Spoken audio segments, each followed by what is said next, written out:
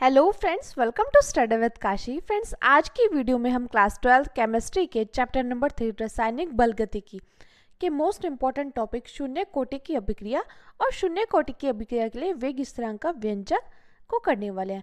Friends, आज की video बहुत ज़्यादा इंपॉर्टेंट होने वाली है क्योंकि आपके बोर्ड एग्जाम में शून्य कोटि की अभिक्रिया के लिए वेग स्थिरांक का व्यंजक ये आपके बोर्ड एग्जाम में 4 मार्क्स का पूछा जाता है।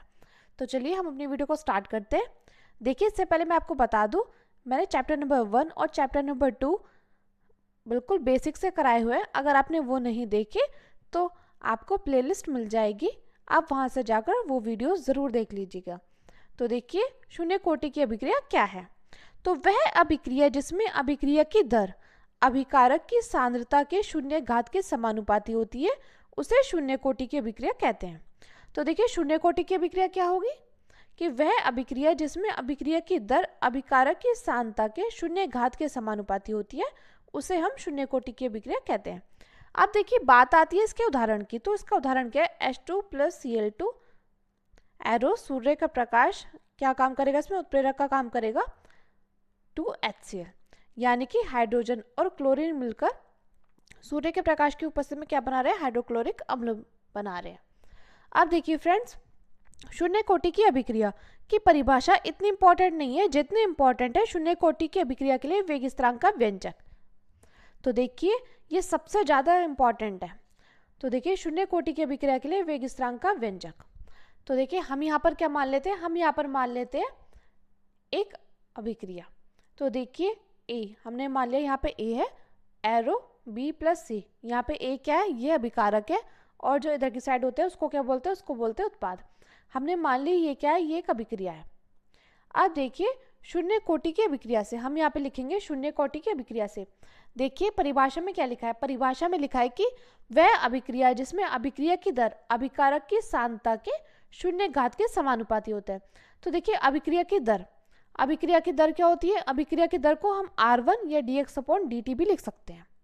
क्या लिख सकते हैं, अभिक्रिया की दर को हम क्या लिख सकते हैं, dx/dt या R1, ये आपकी मर्जी है। तो देखिए, हमने यहाँ पे क्या लिखा है, हमने यहाँ पे लिखा है dx/dt। इतना आया आप लोगों को समझ में। तो इसमें लिखा है अभिक्रिया की दर अभिकारक की सांद्रता के शून्य घात के समानुपाती होती है।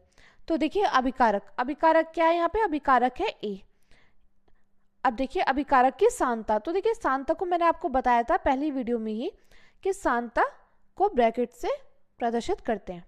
अब देखिए, के शून्य घात के समानुपाती होता है, यानी कि अभिकारक की सांद्रता के शून्य घात क्या है, ये शून्य के क्या होता है, समानुपाती होता है। आप यहाँ पर समानुपाती भी लिख सकते हैं या अनुक्रमानुपाती भी लिख सकते हैं, क्योंकि दोनों एक ही होता है। तो देखिए, अब तक हमने क्या किया है, हमने यहाँ पे क्या मान लिया, शून्य कोटि की अभिक्रिया के लिए वेग स्थिरांक का व्यंजक हमें निकालना था।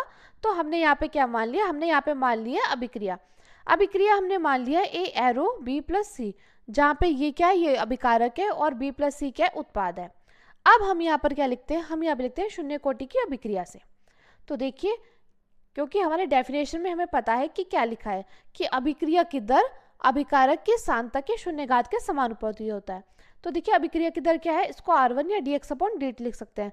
तो हमने यहाँ पे लिख दिया dx/dt, समानुपाती अभिकारक की सांद्रता के शून्य घात के। मैं उम्मीद करती हूँ आपको इतना अच्छे से समझ में आया होगा।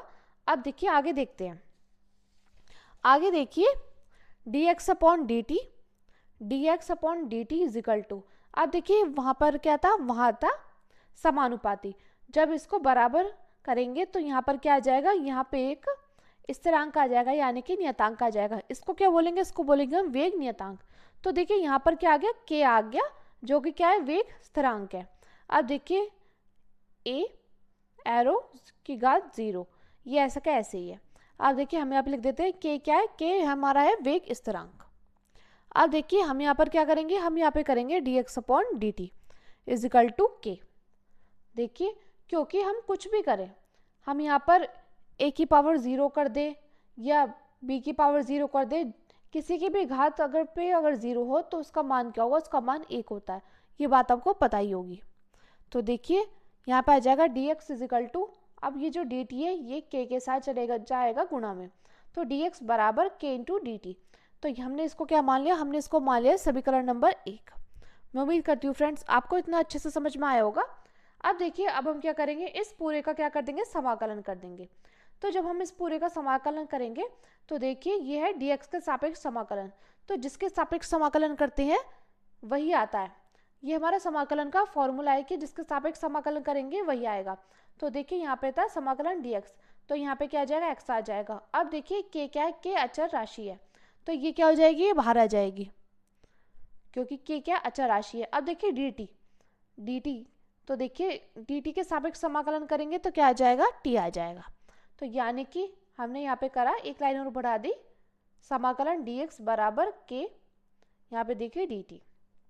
अब देखिए यहाँ पर आप देख पा रहे हैं, यहाँ पे x आ गया बराबर k हमने बाहर कर दिया था क्योंकि ये क्या अचर राशि है, इनटू t। अब देखिए यहाँ पे हमने प्लस सी क्यों लगाया, क्योंकि प्लस सी हमने इसलिए लगाया क्योंकि ये क्या है, समाकलन नियतांक है।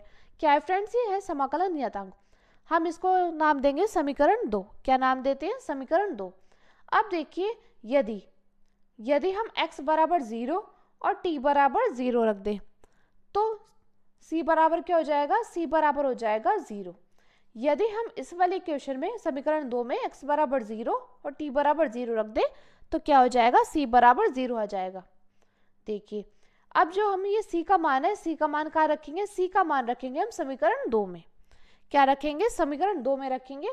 तो देखिए जब हम c का मान समीकरण 2 में रखते हैं, c का मान समीकरण 2 में रखने पर तो x is equal to kt plus 0। तो देखिए आ गया x बराबर k इंटू टी। तो देखिए हमें क्या करना है, हमें यहाँ पर व्यंजक निकालना है। तो आ जाएगा k बराबर x अपॉन टी। क्या आ जाएगा, k बराबर x अपॉन टी। मैं उम्मीद करती हूँ आपको शून्य कोटि के अभिक्रिया के लिए वेग स्थिरांक का व्यंजक अच्छे समझ में आया होगा। तो फ्रेंड्स यही हमारा शून्य कोटि के अभिक्रिया के लिए वेग स्थिरांक का व्यंजक है। अब देखिए कई बार हमसे डायरेक्टली पूछ लिया जाता है मात्रक की। तो देखिए मात्रक हम कैसे निकालेंगे, मात्रक देखिए मात्रक x, तो सांद्रता का मात्रक क्या होता है, हम अपने फॉर्मूले से निकाल देते हैं। तो सांद्रता का मात्रक क्या होता है, मोल प्रति लीटर। अब हम जानते हैं कि समय का मात्रक क्या होता है, सेकंड। तो यहाँ पे हो जाएगा मोल प्रति लीटर और यहाँ पे क्या प्रति सेकंड। तो आ जाएगा मात्रक आ जाएगा मोल प्रति लीटर प्रति सेकंड, या इसको ऐसे भी लिख सकते हैं mole litre inverse second inverse. तो देखिए फ्रेंड्स शून्य कोटि की अभिक्रिया का मात्रक बहुत ज़्यादा इंपॉर्टेंट है क्योंकि हमसे डायरेक्टली एक नंबर में पूछ लिया जाता है और हमसे बहुत बार एमसीक्यू में भी डायरेक्टली पूछ लिया जाता है। तो आपको इसका मात्रक अच्छे से पता होना चाहिए। अब देखिए अगर आपको अभी भी शून्य कोटि की अभिक्रिया के लिए वेग स्थिरांक अच्छे से समझ में नहीं आया तो हम आपको और डीपली से समझा देते हैं। देखिए हमने इसमें कुछ नहीं किया था, देखिए हमने इसमें क्या किया था, बस देखते हैं। यहाँ पर देख लीजिए हमने क्या करा था, हमने यहाँ पे एक अभिक्रिया मान ली थी, ये तो चलिए सॉरी। तो देखिए हमने यहाँ पे अभिक्रिया मान ली थी। अभिक्रिया क्या थी, ए एरो बी प्लस सी, जहाँ पे ए क्या है अभिकारक है और बी प्लस सी क्या है, ये हमारी उत्पाद है। अब देखिए क्योंकि हमारी डेफिनेशन है कि अभिक्रिया की दर अभिकारक की सांद्रता की शून्य घात के क्या होता है, समानुपाती होता है। तो अभिक्रिया की दर को हम R1 लिख सकते हैं या dx अपॉन dt। तो हमने यहाँ पर dx अपॉन dt लिखना है, ज़्यादा बेहतर समझा। तो है समानुपाती किसके, अभिकारक की सांद्रता की शून्य घात के। देखिए इतना हमने लिखा था। अब देखिए ये क्या है, ये समानुपाती है, इसको हम अनुक्रमानुपाती बोल सकते हैं। तो इसकी जगह जब हम इसको बराबर करेंगे तो यहाँ पे क्या आ जाएगा, यहाँ पे आ जाएगा की, क्या आ जाएगा की। तो a 0, ए की सांद्रता 0। अब देखिए चाहे हम a की पावर 0 कर दें, b की पावर 0 कर दें या x की पावर 0 कर दें, अगर किसी पर भी घात 0 है तो उसका मान क्या आ जाएगा, 1 आ जाएगा। ये हमारा सूत्र है। तो देखिए यहाँ पे आ जाएगा dx अपॉन dt, तो a की पावर 0 की जगह क्या आ जाएगा, 1 आ जाएगा। तो यहाँ क्या बचा, k बचा। मैं उम्मीद करती हूँ आपको इतना अच्छे समझ में आया होगा। अब देखिए हम क्या करेंगे, ये dx बराबर, अब इस k की गुणा इसके साथ कर देंगे तो आ जाएगा k dt।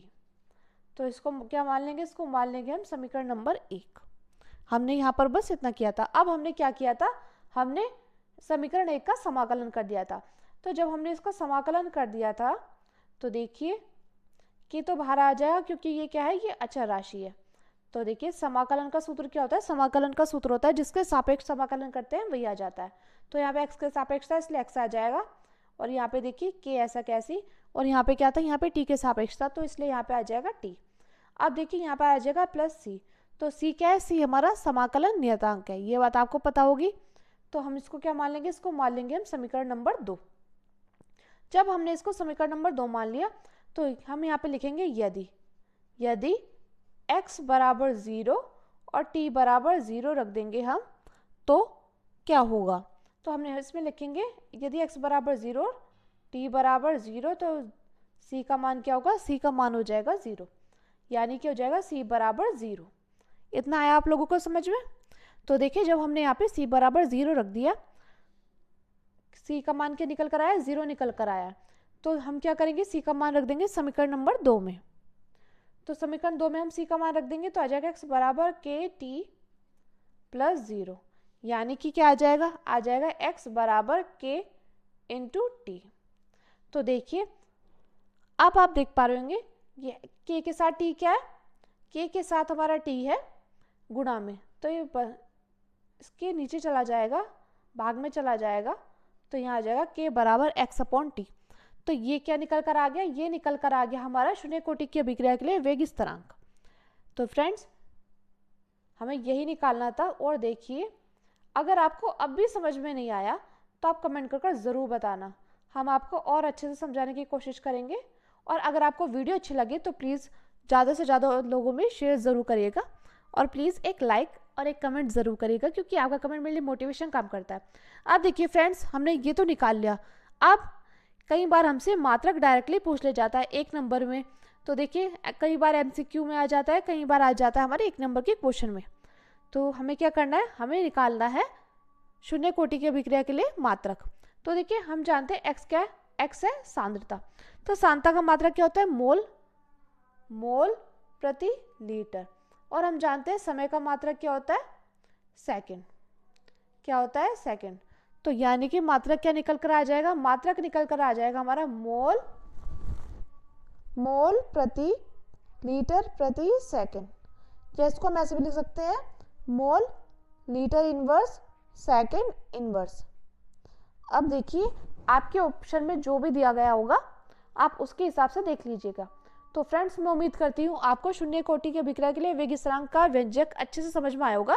अगर आपको वीडियो अच्छी लगी तो प्लीज़ हमारे चैनल को सब्सक्राइब जरूर करिएगा, वीडियो को लाइक शेयर कमेंट जरूर कीजिएगा, और एक प्यारा सा कमेंट जरूर कीजिएगा, क्योंकि आपका कमेंट मेरे लिए मोटिवेशन काम करता है। तो चलिए फ्रेंड्स आज की वीडियो में बस इतना ही, मिलते हैं नेक्स्ट वीडियो में। Thank you, thanks for watching.